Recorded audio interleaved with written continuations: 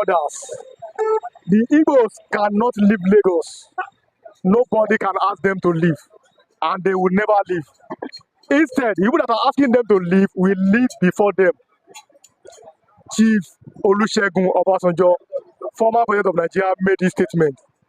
What is your reaction to it? Chief Matthew Olusegun Obasanjo, Yes, is an outspoken elderly statesman, and you can see his, correction to the Igbos during his regime.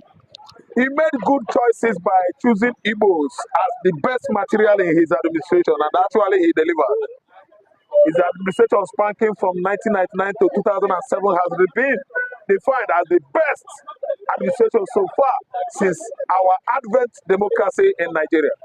And you see what came out from Obasanjo during this Igbo must leave Lagos agitation by the Yorubas. It has defined him to have link paternally, his paternity being traced to Igbo ancestry. Listen and listen good. I'm coming. Now, this was said in a meeting with the Igbo market women, and they asked him a question. They said, "Baba," he said, "Yes." They said that you have Igbo ancestry. The man laughed. That's not something talking about. That he never had any Igbo ancestry, but he's a nationalist. He's a nationalist, and he believes that every tribe can make good effort to make Nigeria one. He's not a tribalistic leader. Yes, make I come. If you allow me to reach where I they go, okay, continue, sir. Before you finish for me, yes, because I read it yesterday. Yes, he laughed it off. Yes, he said it makes him to laugh. I read it. Yes, sir. So where I'm going is that Obasanjo has no iota of Igbo blood. Yes. What happened was that he served in various barracks across Nigeria. Right. He served in Igbo land. Yes. It was in Igbo land that Obasanjo was serving during the war, when yes. the war broke out. Yes, when it mattered most, he was in Igbo land. Obasanjo, you are saying, is an Igbo man, helped in Operation Ochepu. People don't read. People don't read. That's what was called then, Operation Ochepu. What is the meaning, sir? Operation totally exterminate. Operation totally erosion. Pochepu meaning remove totally the Igbo officers, eradicate all the Igbo officers in the barracks. Okay. Obasanjo spearheaded it, he led it. Okay. So how then can the whole world now believe that Obasanjo's father is traced to Igbo ancestry? It is a lie. It is Obasanjo killed Igbo man during the war, fought last at Omaya Axis, where he and the Benjamin Adekunle, are you listening to me? Fought and they defeated Biafra. Biafra now decided that no weapon, nothing, we will hands up. Obasanjo killed the bomber. Obasanjo made sure that Port Harcourt was taken away from Biafrans. Okay, he has no Igbo traces. And I'm saying this because what? I'm an Igbo man. I'm proud of everybody. I'm proud of my uncles, my brothers. I'm proud of any Yoruba good friends. And I am proud of Obasanjo. Doesn't mean that he is traced to the Igbos. Okay, in terms of, let's say, incentives, what I'm receiving as an incentives from him is a correct elderly statesmanship. Correct elderly statesmanship is what I'm benefiting from Obasanjo. It doesn't mean because people are rumoring he's from Igbo, his father is from Onitsha. Some say it was during the era when he was in the barracks that Onitsha police, a policeman in Onitsha, gave his mother pregnancy. He born up, not lie. If Obasanjo has any traces of Igbo blood in him, he wouldn't have. He wouldn't have. He would have no reason to fight Biafra, to fight Igbo man. Okay. Listen good. He said Igbos are not living Lagos. That is where we are now. Yes. Let us forget about people's rumor and speculations. Yes. Okay, Igbos are not living Lagos. Why? The fact that Lagos State is the biggest economy in Africa. I'm not saying West Africa. It is Igbo man. Okay, it is everywhere now. We don't need to throw any telescope or how do I say it now? There's another way. Any mirror to mirror it well to find out if what I'm saying is true. Okay, go to Lagos Island and see by yourself. Okay, Lagos Island is not okay. It's not okay. Go to Alaba and see by yourself. Anyway, Alaba is too small to use for to two examples, so use as example to cite an example. Okay, go to trade fair. Go and check trade fair. Okay, no, I'm making mistake. Can we go to Ladipo? No, Ladipo is not enough. Let us go to Idumota. Let us go to Balogu. Should we go to Ochodi? In fact, okay, let us go to Computer Village, Ikeja. Computer Village is not enough. Should we go to Airport Bus Stop, Ikeja, GSM Village? Okay, go to Trinity, Apapa, Menas. Go to First Park. Go to Mile 2. Go to Beggar, the same Apapa where they are selling cars. What are you saying? Okay, Igbo man has come to stay here. Yes. Now, but the question is this: why do you think that people always say Obasanjo has an Igbo blood? He has good leadership quality. He is a charismatic leader. When you are doing what people want, they will say you are an Igbo man. Okay, listen again. When you are too handsome in Nigeria, handsomeness I mean is giving.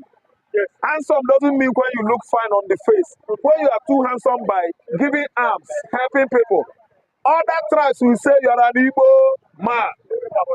The reason why they are saying Obasanjo is an Igbo is because of his heart, the kind of decision he takes. He's not a highly tribalized Yoruba man.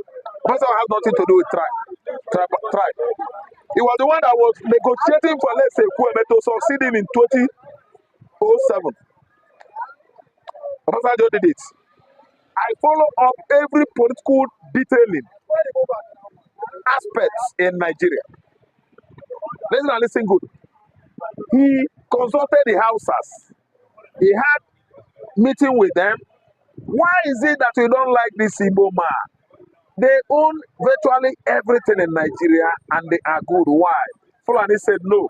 Leave him. We have given Igbo man his price. Okay, which price? Do you think a poor wretched Fulani man that rears cattle in the bush, that only drive Okada, all of them are into Okada, from Senegambia to Niger, from Niger to Katsina, Katsina to Abuja, Abuja to Anambra State. What do you think Fulani can give Igbo man? What do you think that Fulani government or Nigeria has given a lesson that warrants that kind of speech?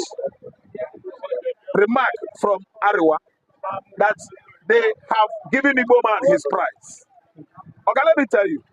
See, listen and listen good. Obasanjo is speaking for Yoruba man, speaking for Igbo man, speaking for Hausa man. If you want to judge Obasanjo, I want you to throw what profile him, his regime, from 1999 till 2007. You will understand what I'm saying. Nothing stopped Obasanjo from handing over to Yoruba man in 2007. Okay? Nothing will happen. I didn't even did it. Okay, forget about rumor and speculations. It will be that Obasanjo handed over a man from Idiroko, Egbado South, people from Tuba and the Okia, these are Nagos, people that have strong link with a gun. Okay, nothing will happen. We tell you that those people, they don't speak Yoruba, and they will prove it, that they learn Yoruba, and I go, all those Ilache, Ibokia. I listen to me. Nothing stops for Obasanjo from handing over to anybody from the axis of Kwara that has strong link with Yoruba language. But you know what? He want to surely balance it, which was why he invited the Hausa man, Fulani, from Katsina. Yaradua. He did it to balance it up. So what we are saying is that you see a man generally liked, loved by Nigerians. He is Chief Matthew Olusegun Obasanjo. So now, you are adding up. You have many interviews to do now.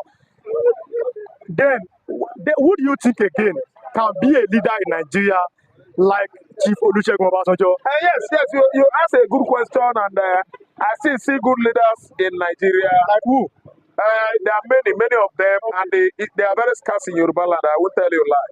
Obasanjo is one in Yoruba land, one out of many, followed by Baba Adebanjo, the head of Afenifere. Currently, I have not seen anybody again And even could be that Ayo Fayoche and the Fani Kayode control their Abele, long throat.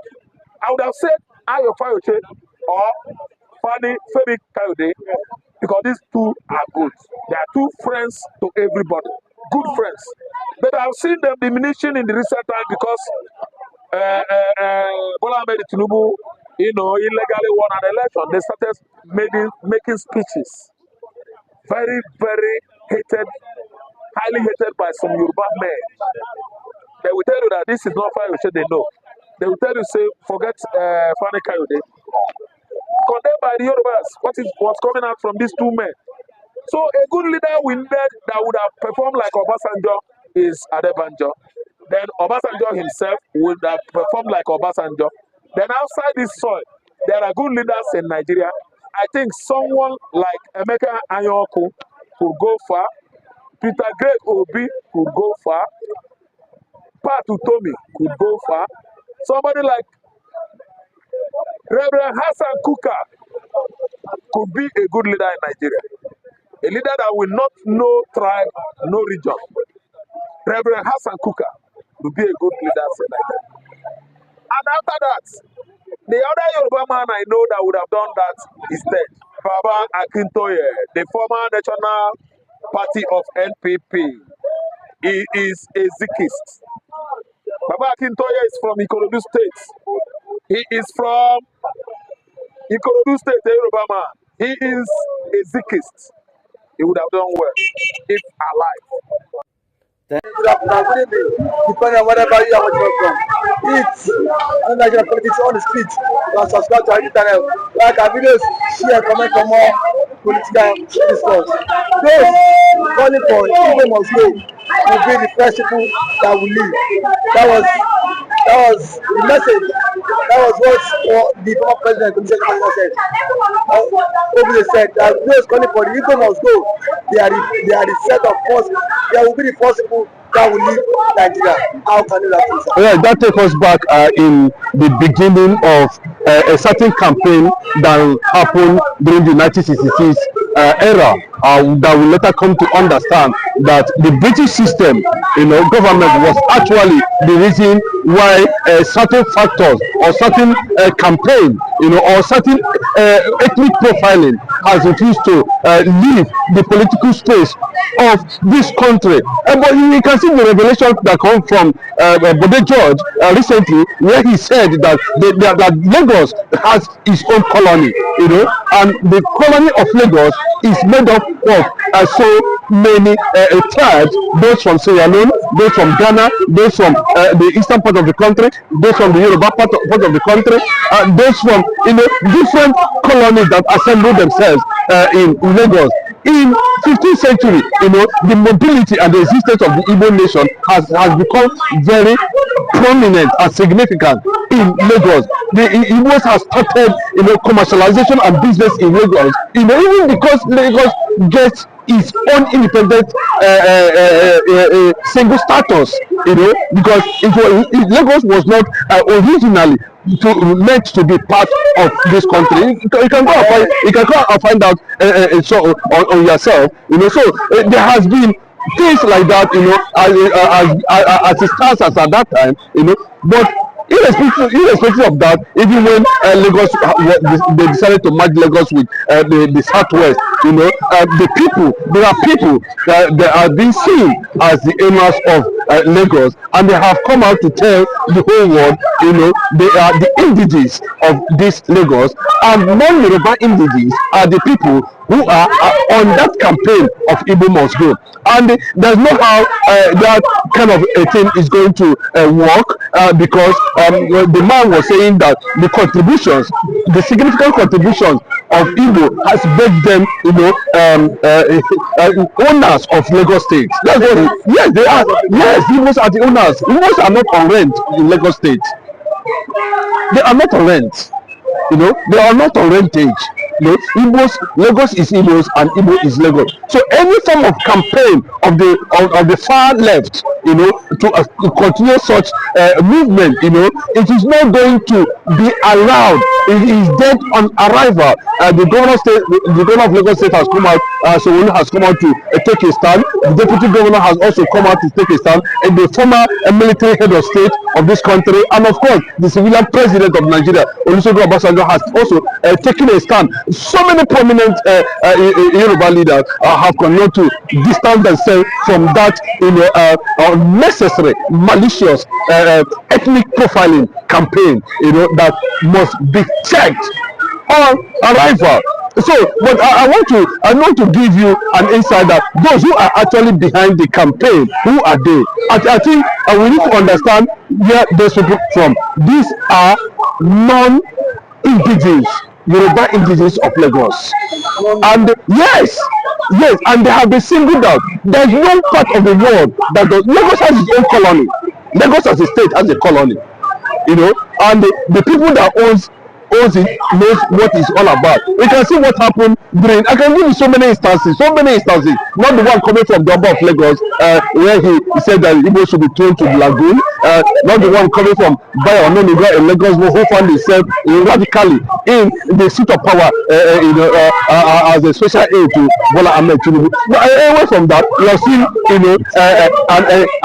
an amazed talk, saying a particular that issuing a threat during an election where they were saying that such person should not be allowed, and at the end of the day. So you can to witness several things like that at every point in time. So when you see somebody like Olusegun Obasanjo coming out to take a particular stand on that, then it means that Nigeria as a nation has come of age. People have started reflecting, on the issues on the ground, and the right people are beginning to take decisions on that ground. So we must understand the fact that at any point in time, Nigeria belongs to Nigerians, and they must take it, and see to the development of Nigeria as it stands. But the fact we must get from here is that this kind of issue should not be thrown to the background, because this is how the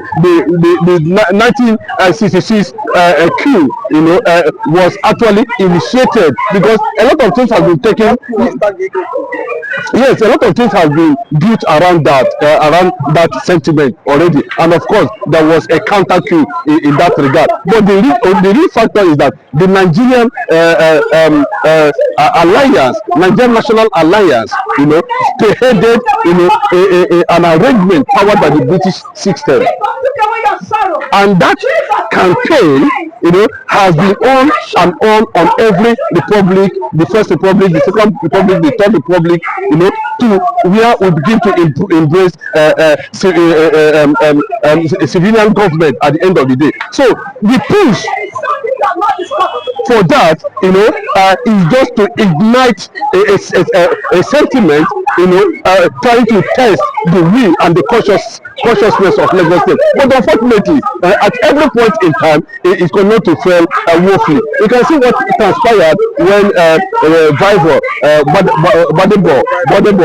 yes, they came up on a platform. They started trying to bring out certain facts about who he married and who he did not marry, and at the end of the day, those kind of sentiments played out. In Edo State too, we saw it play out in Edo State, where a certain group of people loyal to Nzeyamo, yes, under PDP at that time, came out to say that Obaseki, is not actually from an Igbo person. Let me put it that way, if you understand. And therefore, they are going to use that against him during that campaign. But you can see that kind of campaign did not hold waters at the end of the day. But you see Obaseki going as further to become the governor of Edo State, and from there, he took a particular decision that we are going to see likely to play out. I think by September or November thereabout, where they are going to go for gubernatorial election